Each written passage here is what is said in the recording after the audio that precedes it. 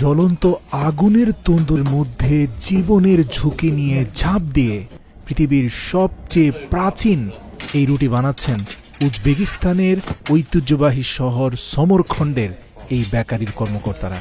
এই লিজেন্ডারি সমরখণ্ড ব্রেডের ইতিহাস ঐতিহ্য ঘাঁটতে গিয়ে জানতে পারি ঈসা আলাইসাল্লাম পৃথিবীতে আসারও অন্তত 2000 বছর আগ থেকে ঠিক হুবহু এই প্রক্রিয়াতেই রুটিটা বানানো হতো।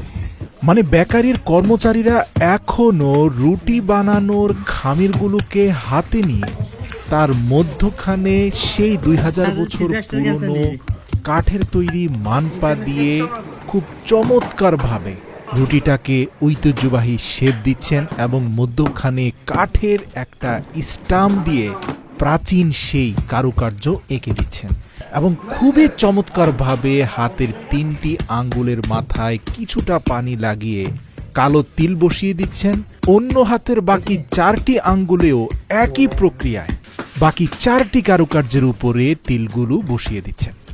আধুনিক যুগে ব্রেড বানানোর কোনো মেশিন ব্যবহার না করলেও এই বেকারির প্রত্যেকটি দক্ষ কর্মচারী পবিত্র কোরআনের একটি আয়াত যেখানে বলা হয়েছে ওজনে কম দিও না, সেটাকে অনুসরণ করে রুটির জন্য প্রস্তুত প্রত্যেকটি আটার খামিরকে নির্দিষ্ট ওজন দিয়ে থাকেন।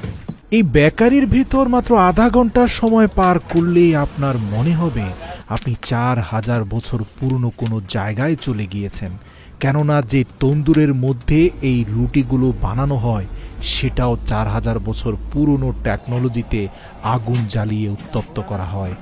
এবং যারা রুটিগুলো নিয়ে আগুনের তন্দুরের ভিতর ঝাঁপ দিয়ে প্রত্যেকটি স্থানে এক একটি করে রুটি বসিয়ে দিচ্ছেন, এদেরকে আমার বেকারির কর্মচারী মনে হয়নি, মনে হয়েছে প্রাচীন কোনো যোদ্ধা যারা তলোয়ার নিয়ে প্রস্তুত আছেন শত্রুপক্ষের সৈন্যবাহিনীকে মোকাবেলা করার জন্য।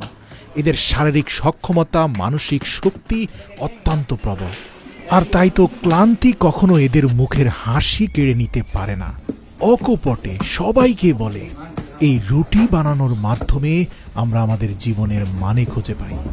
আমার কাছে সবচেয়ে অবাক লেগেছে রুটির মণ্ড তৈরি করার জন্য এই যে মেকানিক্যাল মিক্সারগুলো, এখানে 62 কিলোগ্রাম আটার সাথে পানি, লবণ এবং ইস্ট ব্যতীত কোনো সিক্রেট মশলা বা কিছুই তারা দেয়নি।